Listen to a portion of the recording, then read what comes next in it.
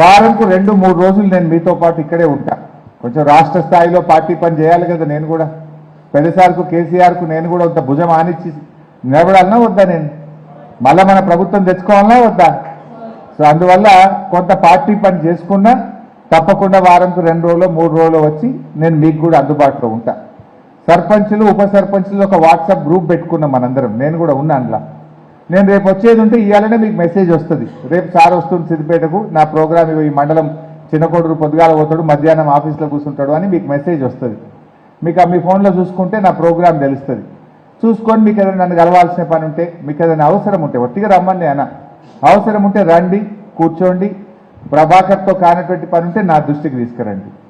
ఇంకా ఏదైనా అత్యవసరం ఉంటే ఊర్లో ఎవరికైనా ఆపద పడ్డది, దావకాన్నో పోలీస్ స్టేషనో ఇంకేదన్నా మీతో కాని పని ఉంటే నాకు ఒక చిన్న మెసేజ్ పెట్టండి. తెలుగులో రాసినా సరే, ఇంగ్లీష్లో రాసినా సరే, 4 ముక్కలు పడేయండి.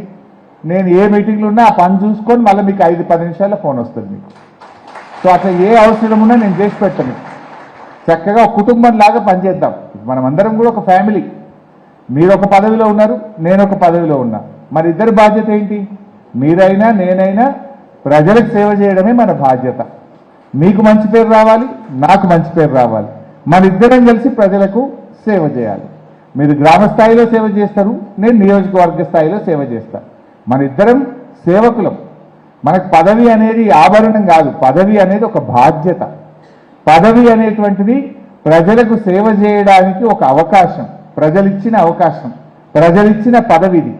అందువల్ల మనము సర్పంచ్ అయినా ఎమ్మెల్యే అయినా మనము ప్రజా సేవకులం.